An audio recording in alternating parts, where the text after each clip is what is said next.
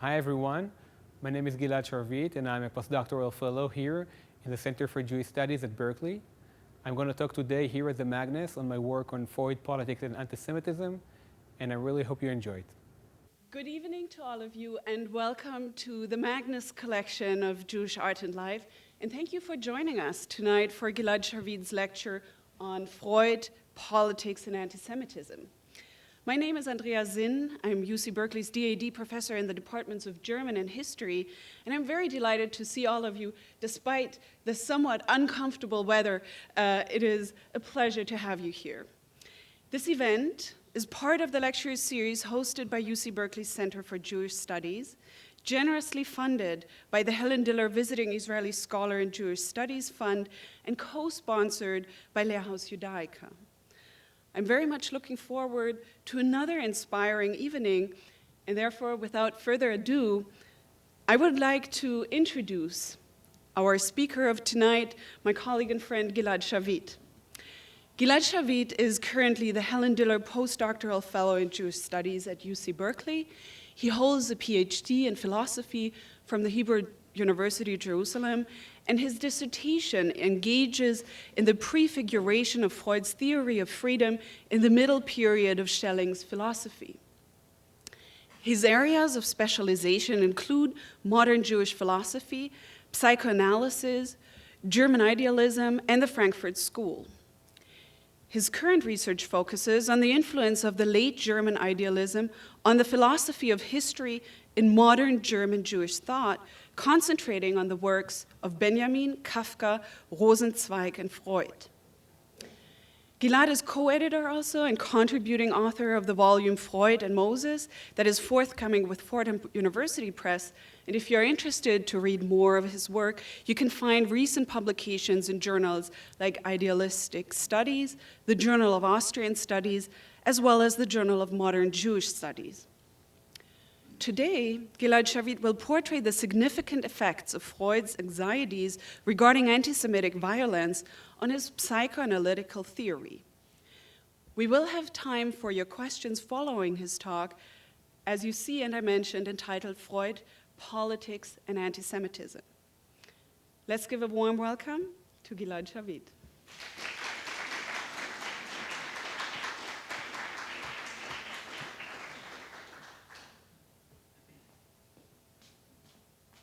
Hi everyone, thank you so much, Andrea, for the wonderful introduction.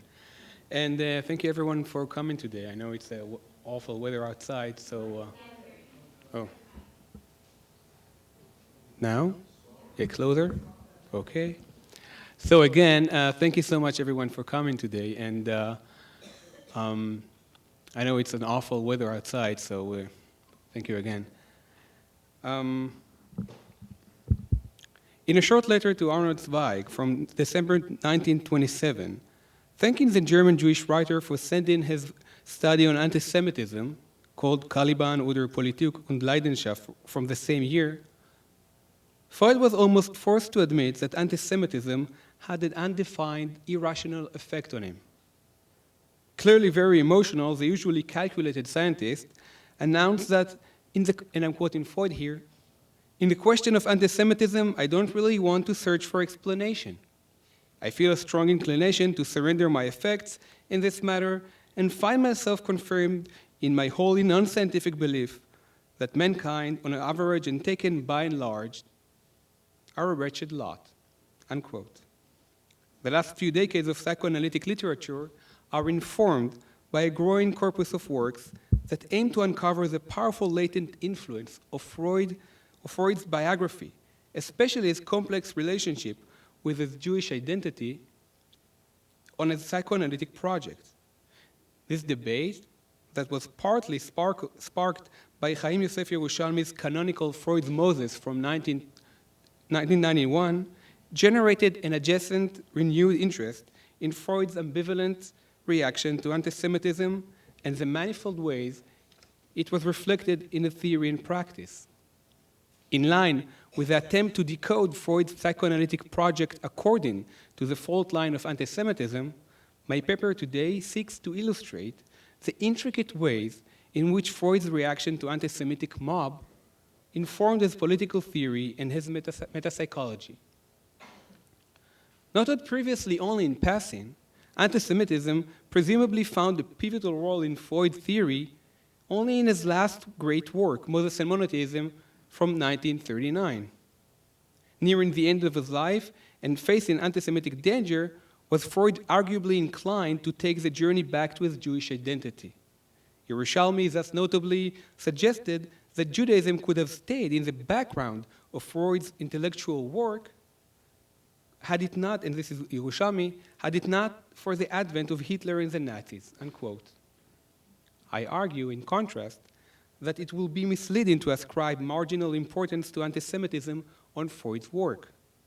Regardless of Freud's biographical interest with Judaism, I find that anti-Semitism was prominent in Freud's life and that it deeply informed Freud's political theory and theory of the mind.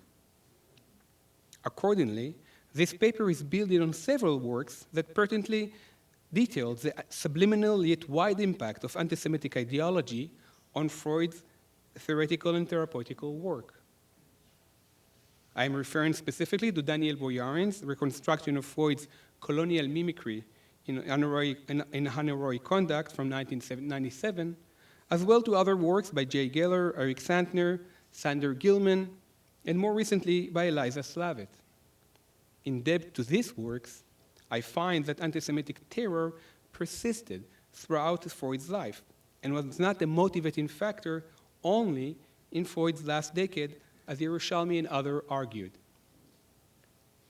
In the following, I aim to pursue further these readings and to chart the effects of the immediate, almost physical presence of anti-Semitic violence on Freud's psychoanalytic thought.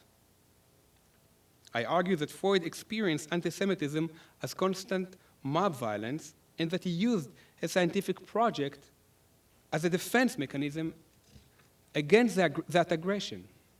Freud reacted to anti-Semitic danger by projecting the emotional distress that racism engendered into his life work. Thus, while post-colonial criticism concentrates on Freud's internalization of racial biopower, I would like to add another possible perspective on Freud's relation with anti-Semitism, focusing on his emotional reaction to anti-Semitic brutality and its manifestation in his psychoanalytic writings. A few points before we start. 1. Freud's reaction to anti-Semitism is clearly tainted with a typical version of the modern bourgeoisie to the masses. For example, in a famous response to a letter from his friend, the Swiss Lutheran minister Oskar Pfister, and his notion of love of humanity, Freud harshly replied, and I'm quoting Freud here, "I have found little that is good about human beings on the whole. In my experience, most of them are trash," unquote. However, against the attempt to belittle this relatively harmless verbal outlet that one usually finds in the psychoanalytic literature, my work aims to locate the constitutive effect of mob violence, especially the anti-Semitic mob, in Freud's work. Moreover, in my talk today, I would like to emphasize that the mob was never an abstract or distant reality for Freud. Freud was a Jew, and the mob signaled a concrete form of danger, anti-Semitic danger, from which Freud suffered throughout his life. 2. To be clear, I'm definitely not claiming that spontaneous mob aggression was the only or even the primary form of anti-Semitism in modern Europe. In Freud's time, anti-Semitism was a prevalent and normalized phenomena that was manifest in scientific racism, in state-sponsored nationalism and capitalism, and so on. This study, however, aims to focus on the imaginary response of Freud to anti-Semitism. Freud, I would like to suggest, had a prevalent conception of anti-Semitism. He understood anti-Semitism in terms of mob aggression and reacted consciously and unconsciously to anti-Semitism as someone under constant danger of violent attack. 3. Freud has a complicated political theory that seems to involve many contradictory positions. In the scope of today's talk, I focus on one particular aspect, the role of anti-Semitic violence in the development of Freud's political theory, and argue that anti-Semitism complicated the basic ambivalence Freud showed about the meaning of the intersubjective realm. Freud, for example, was clear already in The Ego and the Id about the positive meaning of the superego, the representative of, quote, the higher moral supernatural side of the human nature, unquote, and notably advocated for inner harmony of the psychic agencies. Yet my goal today is to focus on possible incentives for the opposition, for the opposite characterization of the superego as repressive, violent, and sadistic. I argue that the fact that Freud conceptualized social turmoil in terms of mob, anti-Semitic behavior, and assigned the superego with the task of aggressively guarding against that danger of the mob, complicated his basic dilemma regarding the proper meaning of inner psychic mechanisms, like the superego. This is not to reduce psychoanalysis to an empty series of reactions to anti-Semitism. Instead, this paper seeks to explain how the form and the rhetoric used were shaped by a number of factors, including, but not limited, to the discourse on anti-Semitism and mob violence. 4.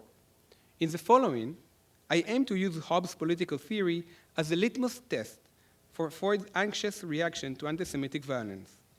I argue that Freud translated his fear of the mob into a theoretical construct via the famous Hobbesian pessimistic vision of humanity. In practical terms, I argue that Freud built into his psychoanalysis layers of defenses against the mob that significantly correspond to Hobbes' political theory. This is not to claim that Freud consciously read Hobbes or was directly influenced by him. Incidentally, this is already done by Jean Roy, but to illustrate how the basic Hobbesian paradigm, the deeply structured modern fear of social chaos, informed Freud's work.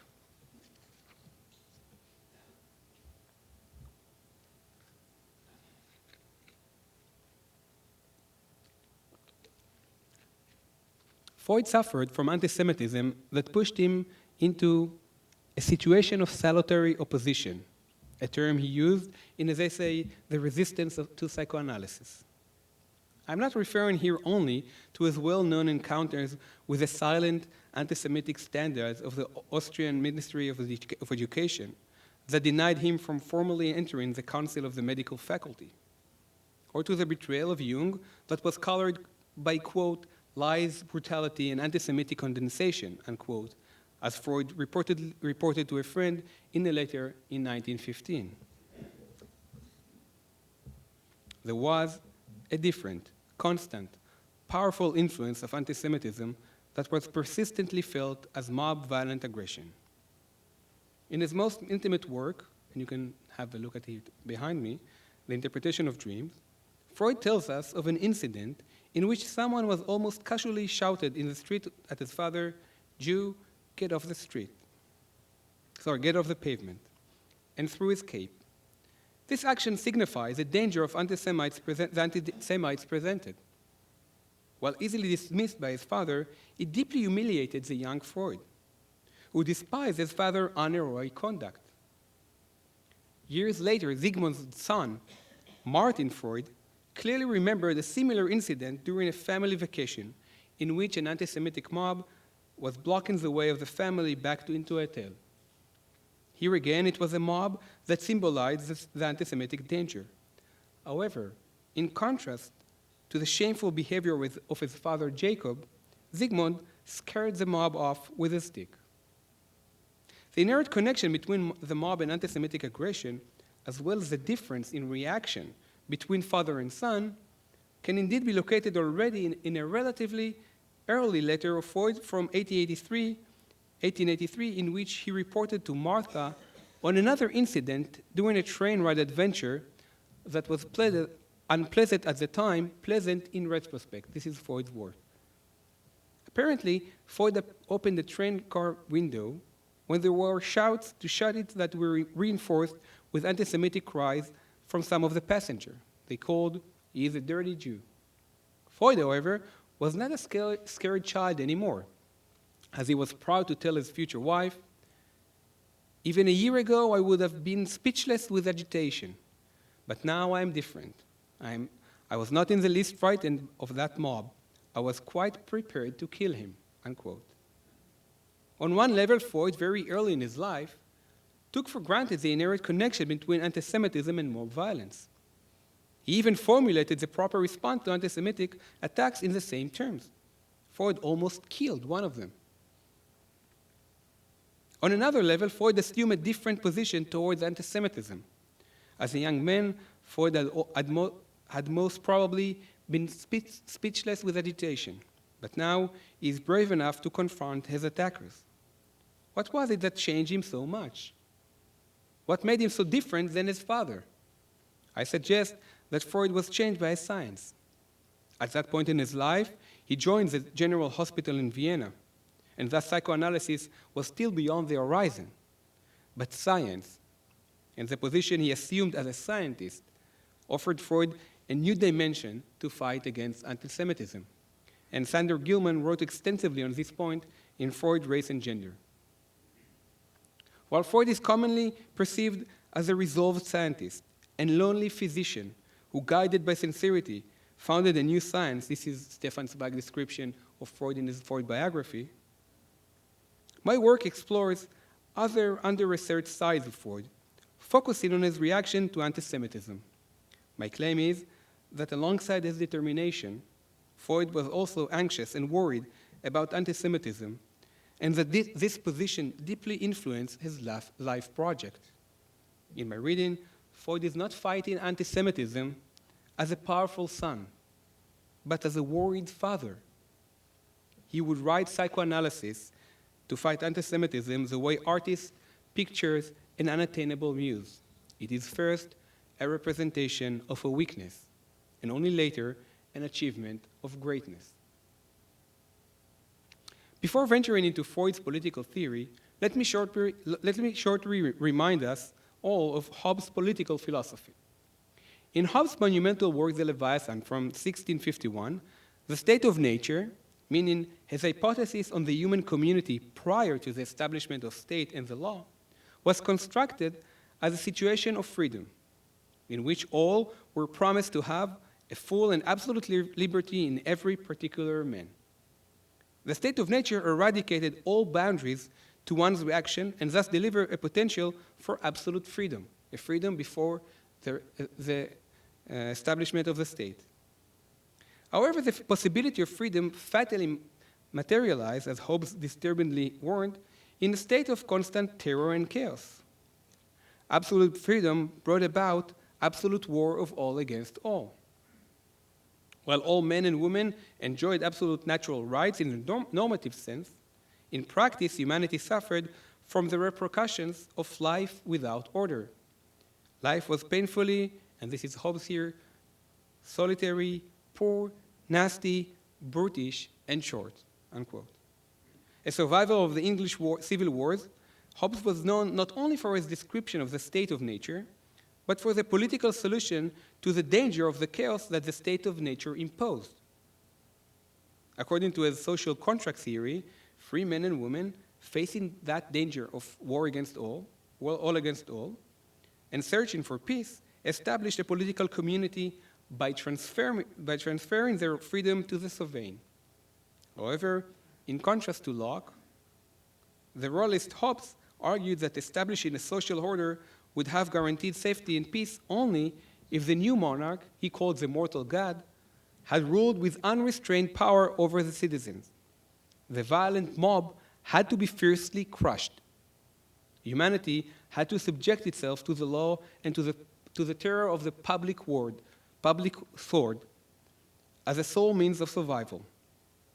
The horrible hypothesis of pre-civilized humanity that the English civil wars exemplified convinced Hobbes that almost any political order, even repressive and ruthless dictatorship, would be better than the nightmare of uncontrolled society.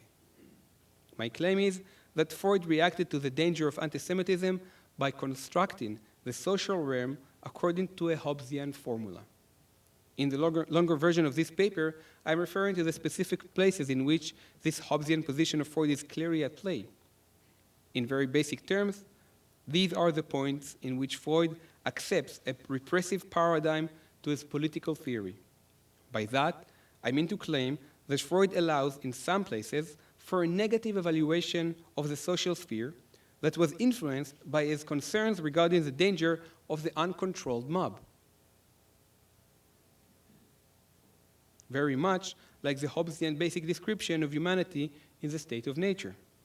Moreover, Freud adopted a Hobbesian solution to mob violence. Similarly to Hobbes' advocacy of the powerful prince or the public sword as a means to end the war of all against all, Freud promoted the repression of the drive as an effective psychological way to control the mob.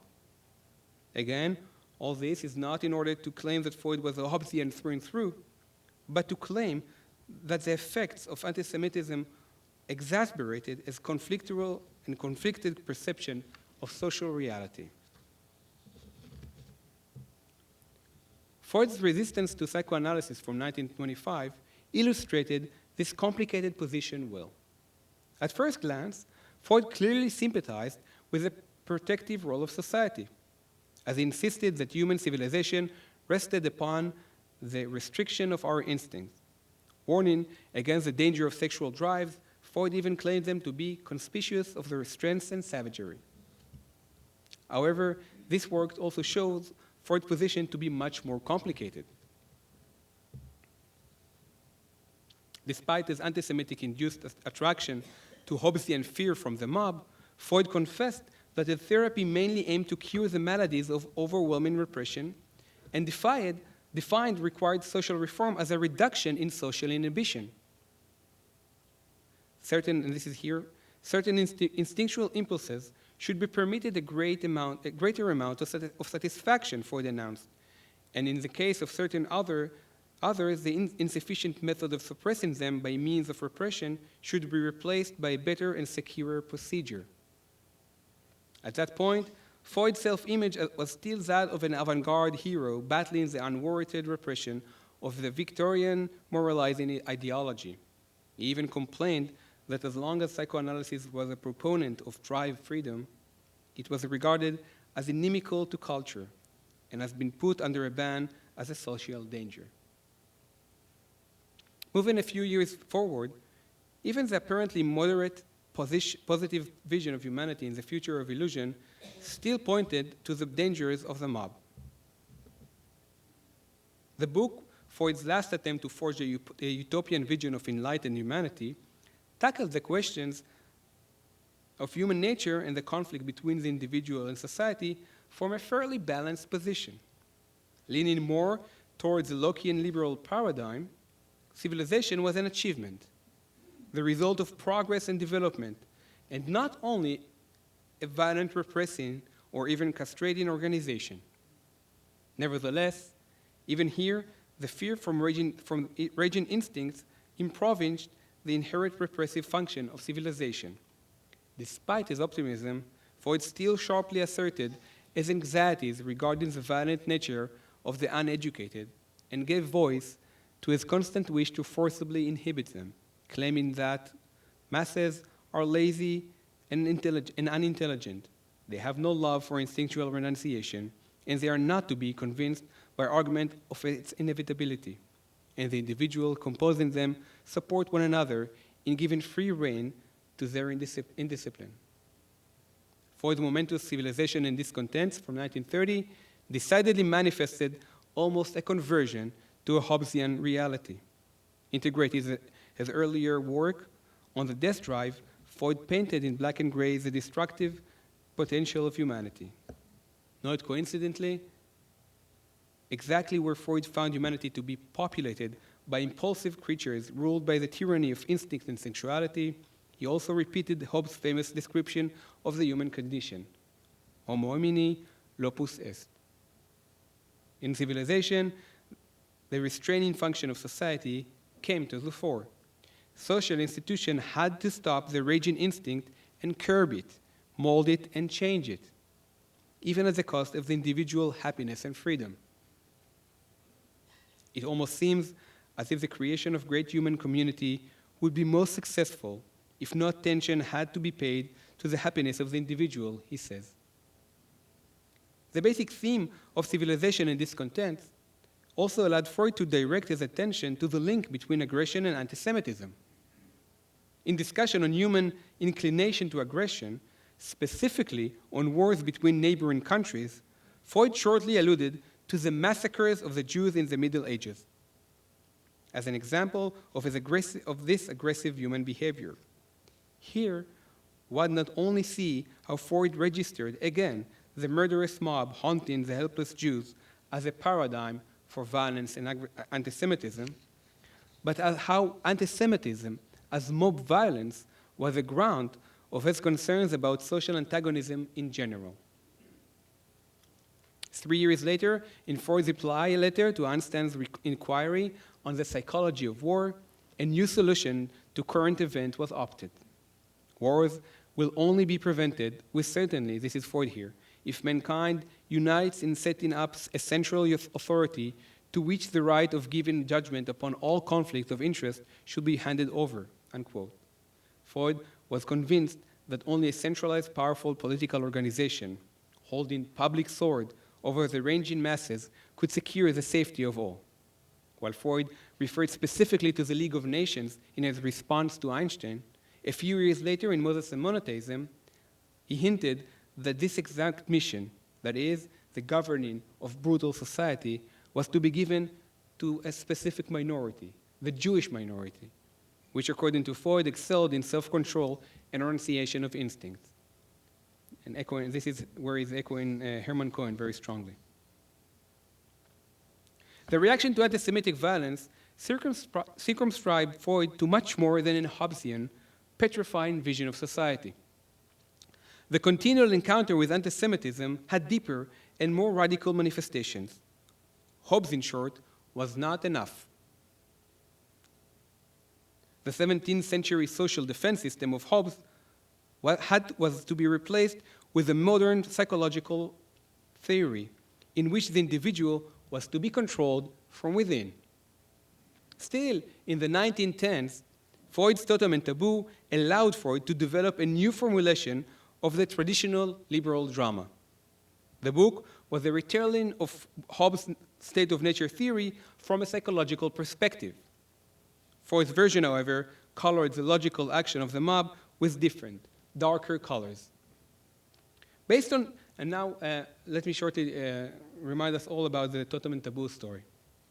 Based on Darwin's hypothesis of the primal hordes as a prehistoric form of human collective organization, Freud speculated that in the beginning, mankind was organized in small tribes in which a violent and jealous father kept all the females for himself and drove away his son as he grew up. At one point, according to Freud, the suffering sons who were subjected to endless restrictions united and killed the father. To celebrate their victory, their escape from slavery, the brother prepared a totem meal in which they devoured the murdered father. The sons, however, realized quickly that the new situation promised not only complete freedom, but a burden of guilt. The excitement of the deed made way to strong feelings of remorse. They hated their father, who presented such a formidable obstacle to their craving of power and for their sexual desires, but they loved him and admired him too. As a result, in what will famously be known as the son's deferred obedience, they decided to revoke the deed by reinstituting the basic coercive reality that the father enforced earlier. The sons resurrected the father in the image of the totem animal and renounced the fruit of the murder by, quote, resigning their claims to the woman who had now been set free, unquote. Similarly to Hobbes' claim that a conscious, rational decision formed the commonwealth in the state of nature, Freud indeed first admitted that the establishment of society was grounded in the sons' appraisal of the imminent chaos that would erupt as a result of their father's death. In the logic of Hobbes' social contract, the sons in Freud's narrative rationally decided to rewrite the law of the father as a taboo of incest. There was, however, another prominent ground for civilization. The sons revoked their deed by renouncing the fruits of free weight of their filial sense of guilt. This is Freud, filial sense of guilt. Guilty for the murder, the sons aimed to resurrect the dead father in the totem animal. Guilty, they promised never to do it again and accepted the rule of law. Guilt turned out to be Freud's fundamental addition to the Hobbesian theory. The guilty brother who willingly imposed society on themselves changed an essential factor in the mental constitution of next generations. According to Freud, every child has to go through the same experience of earlier generations.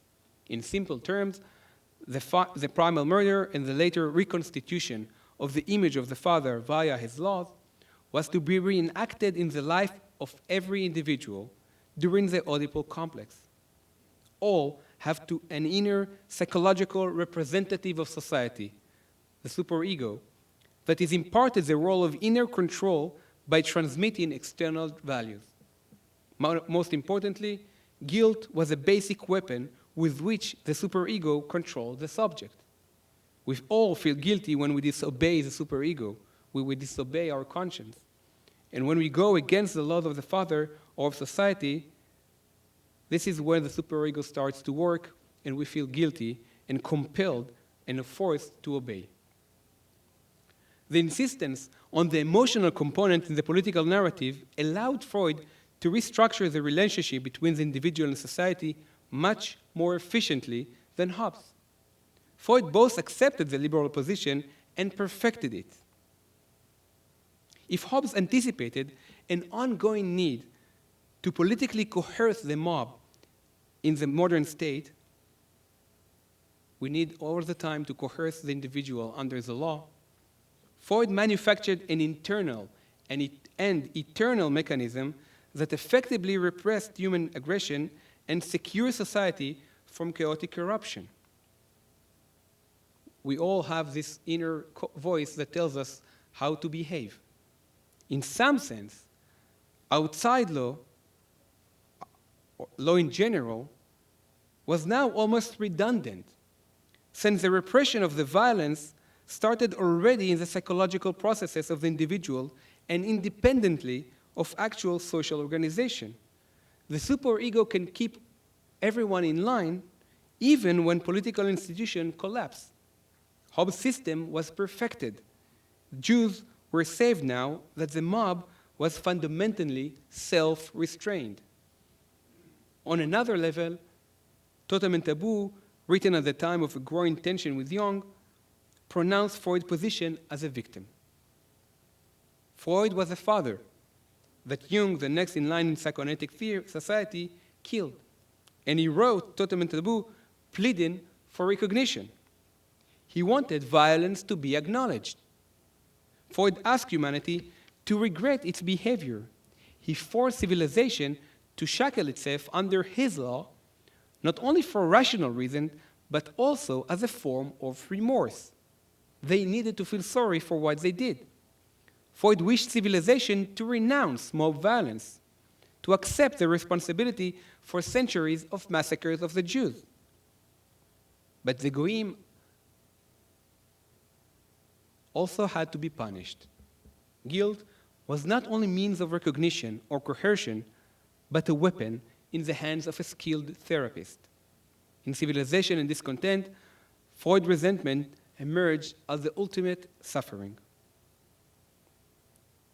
My intention here is to represent the sense of guilt, this is Freud, to represent the sense of guilt as the most important problem in the development of civilization, and to show that the price we pay for our advance in civilization is a loss of happiness through the heightening of the sense of guilt. Unquote. Civilization was solution and punishment. It ended the danger of killing of the Jews and punished the violent mob for their actions. The superego marked Freud's victory over the mob. Freud, intimately familiar with the pains of social repression, now unleashed it on his enemies. In the last account, the mob not only self-restrained the drive, but was also punished for evil thoughts.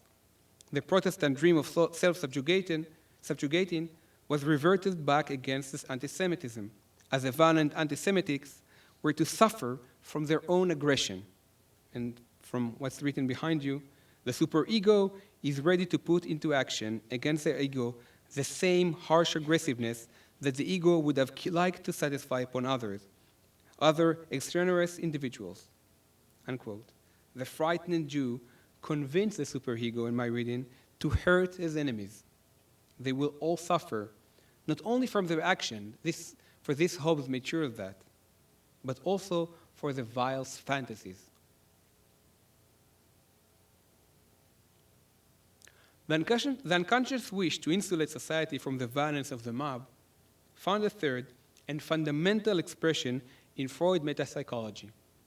So the first one was the description of how he is working with the Hobbesian theory. The second one, how he's perfecting the Hobbesian theory, and now how he's moving beyond the Hobbesian theory. If the psychoanalytic political theory transcended the philosophy of Hobbes by coercing the individual from within, Freud's theory of conscious and unconscious processes would radically rethink the theoretical possibility of mob-like behavior. By and large, Freud described unconscious and conscious processes in terms of order and disorder, pleasure and reality. The unconscious is usually equated with the irrational, chaotic, and conflictual, and the conscious with rational, adaptive, and ordered behavior. Freud, however, engraved that basic metaphors with his anxieties. In a long insert from his Metapsychological Essays from 1915, Freud offered a unique description to those basic mental activities. And I'm reading from here. The process of the conscious system display an inhibition of the tendency of cathected ideas toward discharge. Displacements and processes that happen in the primary process, that is the unconscious, are excluded is a very important form, excluded and very much restricted.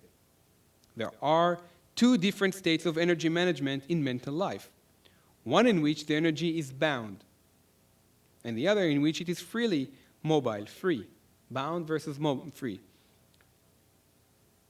And the other one is in which it is freely mobile and presses towards discharge. In my opinion, this distinction represents the deepest insight we have gained to the present. Freud's language here is embedded in the political in a very particular way. Usually, consciousness is regarded as a mechanical connector between wish and reality. It is aimed to find suitable means for one's needs. Here, however, consciousness is an act of inhibition. It is defined by replacing the immediate discharge with a delayed expression. The unconscious is excluded and restricted. This is indeed the deepest insight of psychoanalytic theory. Compared with the Project for Scientific Psychology from 1895, an early version of Freud's work, in which Freud thinks economically the differences between primary and secondary processes in terms of lower and higher levels of energy, consciousness here is bounded by the realm of inhibition. It is a limit or a border mechanism. Thinking of conscious processes, Freud applied a set of association that disturbs the descriptive differences between consciousness and repression. While readers of Freud usually think of inhibition as a direct result of agency, internal agency, like the ego or the superego, Freud employs the language of renunciation to far greater realms of psychic activity. Indeed, Freud is careful not to claim that consciousness is repressing or sublimating, but consciousness is holding the drive, postponing it, and displacing it. Freud constructed his deepest psychoanalytic insight with his fears. The conscious process is to hold, to stop the chaotic mob in the unconscious. In a letter to Joseph Popper Linkus, Freud admits to that reading, and I'm quoting here. Our mind is no peaceful, self-contained unity. It is rather to be compared with modern state, in which a mob, eager for enjoyment and destruction, has to be held down forcibly by a prudent superior class.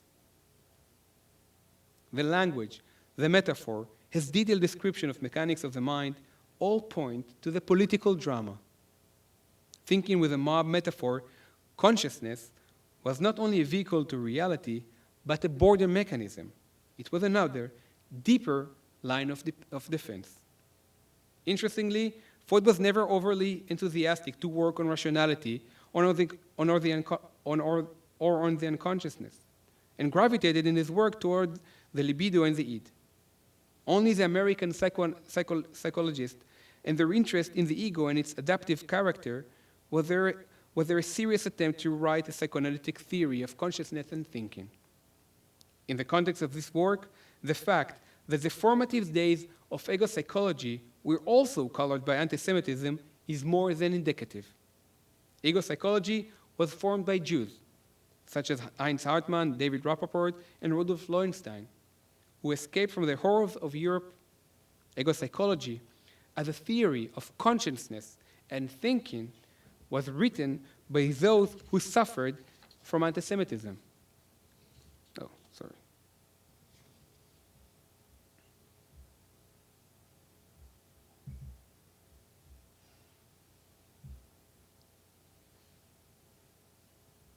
Never mind.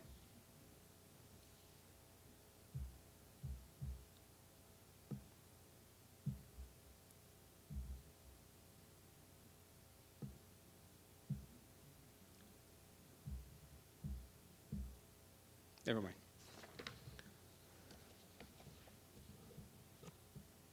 Again.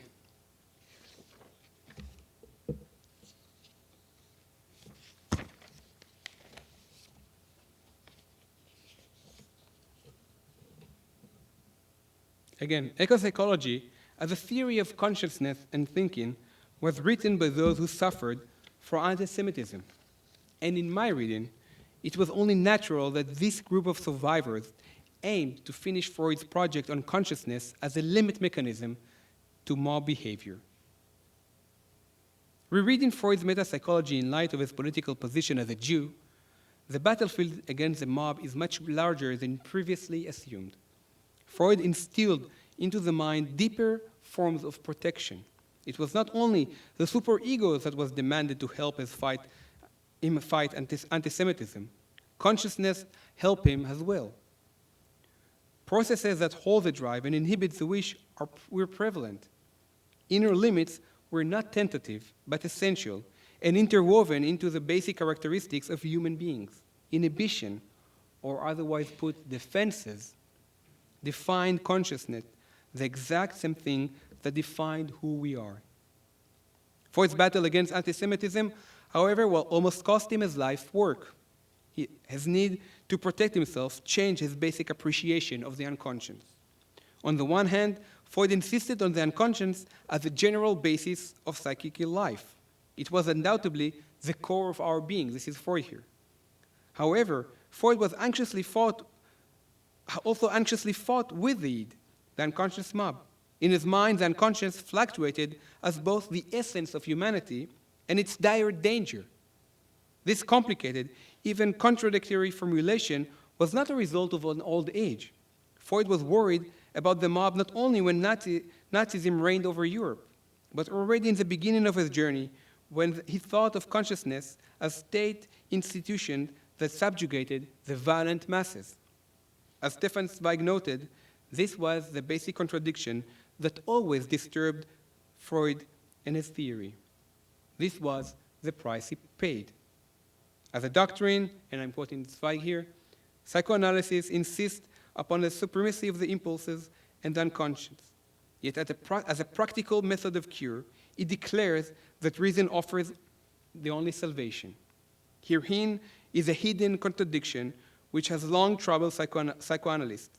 And from the outlook we are now considering it, it is magnified by the scale of our contemplation until it reaches alarming proportions, unquote. In conclusion, and referring back to Hobbes, Freud's political metaphor proposes a critical appreciation an appraisal of state of nature theories. In Freud's metapsychology, chaotic, uncontrolled behavior was forbidden not only for external or political reasons. The suppression of human drives occurred not only due to social or cultural demands. There were internal natural limitations that were located in the mental infrastructure. Even outside civilization, even before compliance to the superego, there are crucial mental processes that are based on the inhibitions of one's drives. In short, restrictions are not only political, but ontological. And if state of nature theory posits unlimited, uninhibited action as its normative condition, then in the deep sense, in order to comply to such a condition that Hobbes advocated, men and women must surrender their humanity. If the full manifestation of the drive is a possibility that structures the state of nature, then in order to obey to that condition, the individual must forego all limits, including, most importantly, his consciousness. To put it differently, a completely uninhibited manifestation of human drives will not return one to a pre-political stage, but to a pre-human reality. While Hobbes, the survivor of the English Civil Wars, allowed for uninhibited action to direct his vision, but at the same time imagined the unending pain this possibility might cause, Freud refused even to that. For the suffering Freud, anti-Semitism had to be radically revoked. In essence, this only meant one thing. Anti-Semites were now not only diseased or uncivilized, but truly unhuman, plain beasts. Thank you.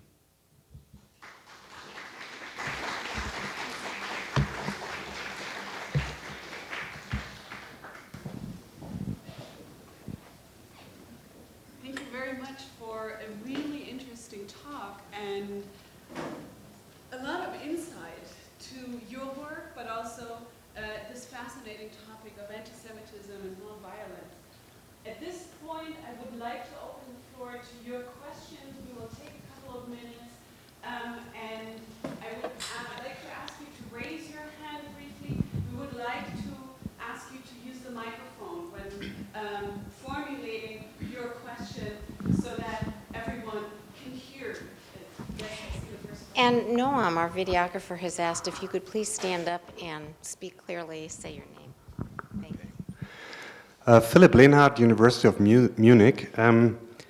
Thanks for a very inspiring talk. And what I find striking was the comparison between Hobbes and Freud and bringing them together. But I was very surprised that you didn't mention, as far as I remember, mass psychology and ego analysis. So his Freud's study of mass psychology, because here you also can see the difference between Freud and Hobbes.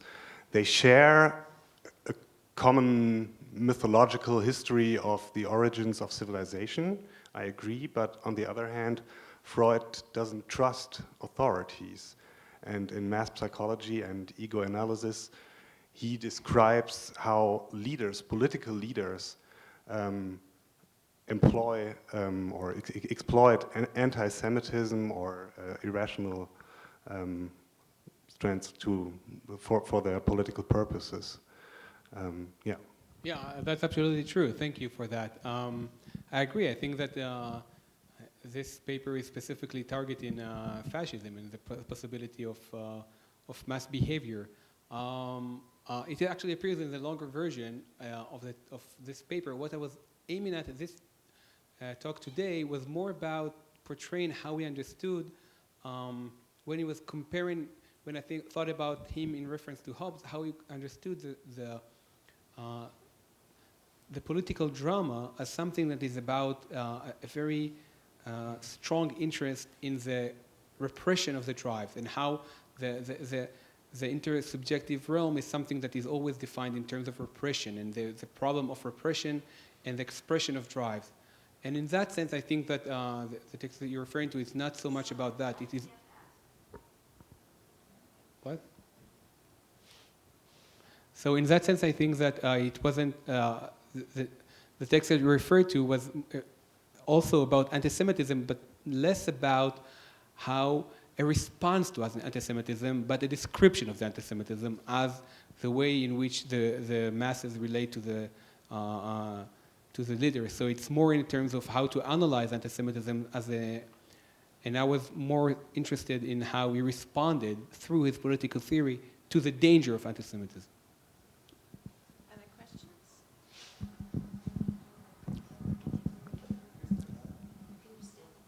And what? Please stand up and ask your question. Noel Kaplowitz, retired professor of both international relations and political psychology, UC System. I have to say that this sounds to me like a brief for repression. I don't know that Freud was the author of the expression, let's put the id back into yid.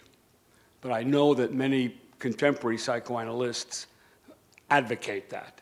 And as an addendum, I would say, in the country in which you got your degree in philosophy, maybe perhaps your homeland, from my impression and from the impression of many others, and I say it positively, I think they've been quite successful in putting the id back into yid. Thank you.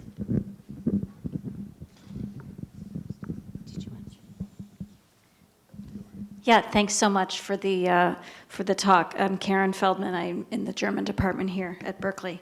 So I'm curious how much actual Jewishness matters on both sides of your story, because you talk about Freud's, in certain respects, the whole set of theories that you explain are in some way indebted to his experience of an anti-Semitic mob. So that was the whole setup.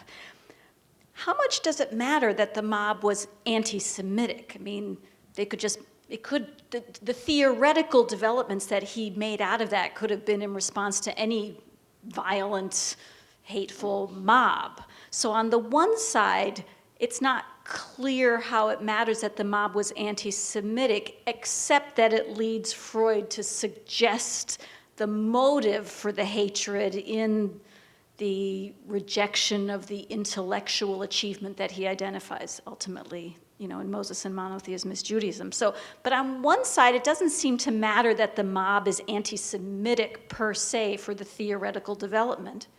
And on the other side, you hinted just for a moment, also by way of the neo-Kantianism, that this is a Protestant evolution here, the internalization and the emphasis on an inwardness, and it almost seemed like and when you even, I think that was right at the point where you talked about this being a punishment. It's like Freud internalizes a Protestant idea. Does that punish him for being Jewish? That it sort of becomes this Protestant uptake. So on both sides, it seems to me that it raises the question how much on the mob side and on the question of the internalization of guilt, any of this in your representation has to be a Jewish phenomenon. Thank you. It's a great question. I will say it this way. I think that I tried to very shortly describe it in the beginning of my talk, that I think that when you read in Freud, it is very clear that there are many that try to say, that kind of like, that try to save him from his Jewishness and say this is a mob relation. This is someone, bourgeoisie, someone from the fine cycle Vienna, and he finds the masses and the mob as a problem.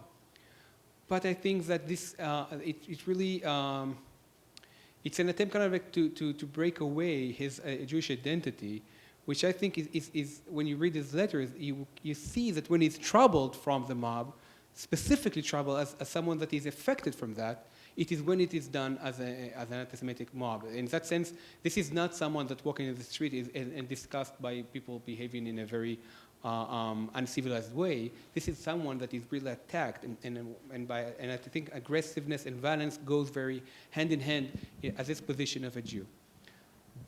More importantly, I think that Moses and monotheism in that sense really tells us the whole, like brings us the whole story, because in the end, in Moses and monotheism, the solution for everything is via the Jew. because the Jew becomes the small minority of people that saves humanity in a sense, because they are the ones that are able to educate everyone in Europe according to the laws of reason, rationality, and repression.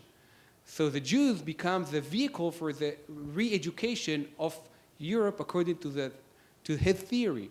And in that sense, it's both the problem in terms of specific anti-Semitism and the solution in terms of Jews as the one that act on the world stage in order to solve the problem of anti-Semitism. This is their job. And in that sense, I think it's very different from Hermann Cohen, because for Hermann Cohen, it's much more, it's more of a guidance. It's more of kind of an educational process. And for Freud, this is almost seems as if they're supposed to be very powerful, aggressive re-education of the mob. And I think, and he sees the Jews as those who are able to do that. Now, regarding to the way in which his solution in terms of self-repression, I think that you're right. I think that I think in that sense it goes very well with others that kind of like try to say that in the end this would be maybe putting it a bit further away, but in a way it's kind of like accepting the paradigms of anti-Semitism into a theory. I think Daniel Boyarin is doing a great work on that, and Sander Gilman, and I'm not sure that this, I wouldn't go with that. I mean, I think it's actually, it sounds well that the solution is already a form of internalization of Christian ethics, and that's, and I think that you're right.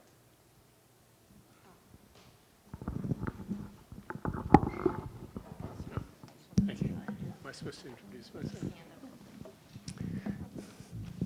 Hi, my name's Al Averbach, just off the street.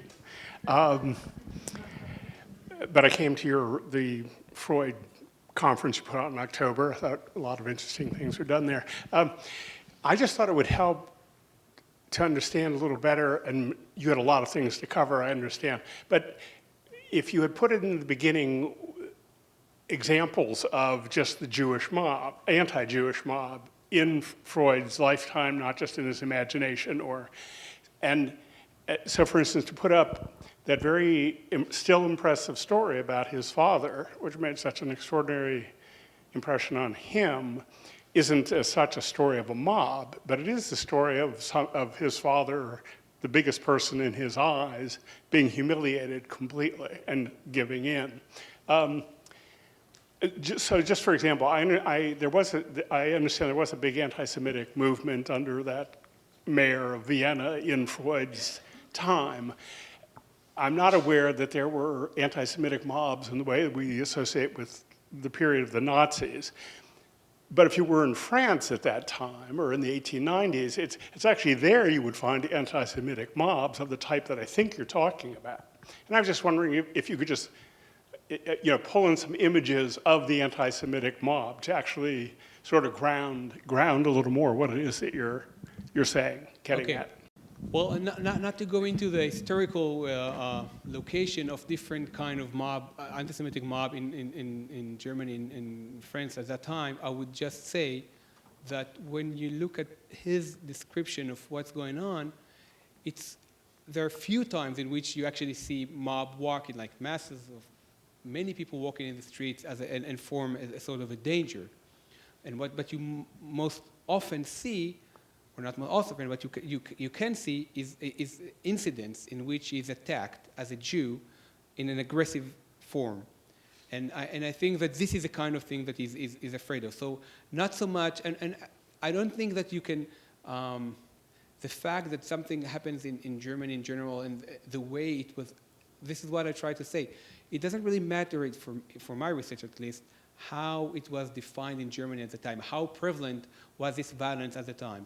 I think, but it's very clear that reading his letters and works, it's clear that there is a very strong reaction to that, and specifically to people, like I said, like the train accident in which people are yelling at him, and a Jew, close the door or something like that, and which he finds really, really humiliating and problematic. This is the incidents that I'm referring to, like throw the cap, not so much aiming at his life, but more so in terms of this kind of aggressive, humiliating experience that he suffers from as a child. And actually, it's very interesting because in the dream interpretation, it begins with his father telling him, our reality is not as such, because it's kind of like he's saying, we're living in a better life because as beforehand, or 20 years ago, this is what I experienced. And it's amazing to see how he doesn't really buy that. He doesn't really buy that this is something that happened. He actually responds as something that happens in the present and as something that is still a problem. So in that sense, the fact that the mob walking in the streets doesn't really take effect in Germany until later doesn't really change his position towards anti-Semitism as a form of very humiliating aggression that targets him specifically. So I think we have time for one more question before we will close our evening. Is that right here? Hello, I'm Harvey Peskin from San Francisco State and the Wright Institute. By the way, just before I start, around that well-known incident with the father, that the father indeed, as you just said, was citing it to say how much things have changed, but indeed Freud acts as if it's happening now and could very well be, except that as I recall it, a bit scholarly-like, Freud brings up that incident to not speak about aggression or anti-Semitism, though indeed it's there, but to help develop his theory of narcissism. No, in that sense, this is part of his Rome dreams, where he's talking about Rome and how he wants to distract Rome, and this actually goes very well with anti-Semitism. Anyway, that was, I started with a footnote. What I want to say is that you quite creatively make a distinction, find the similarities between early and late Freud around aggression, that the roots of aggression are there wherever you look. It becomes more manifest later on when Nazism and Hitler are developed in the 30s and so on. But I would also think there's another side about how aggression was different in early Freud and later Freud, and not only how magnified it was later than earlier, which is a truism, but rather that it's a different context in my mind, the context being that you need to ask how does aggression fit into Freud's other theory of libido and sexuality, which I think you essentially leave out. And if you put that combination keeps changing in early Freud and late Freud. In early Freud, all the way to Totem and Taboo, in the primal horde, aggression, of course, as you say, is all over the place. The father is murdered, then internalized. But it's not only the aggression that's internalized, as he will say when the superego develops, but love is internalized also in the form of remorse. The early version of guilt in Freud, when aggression was part of the tableau, was remorse. Remorse and love, remorse and guilt in our own daily lives go together. And Freud essentially said as much. However, when he gets to Civilization and Discontents, only a few years later, and after the mob is getting very official, with Hitler coming into the chancellorship and so on, the relationship between libido, attachment, and so on, and aggression has switched. Guilt has become entirely a derivative of aggression. Freud says so. Libido is out of the picture. Guilt has become purely self-punishment. May I suggest that we give our speaker the chance to respond to this interesting comment you're making and close our evening by doing so? Okay, may I rush to not a conclusion. My sense is that that's, as I say, as if this before, this after.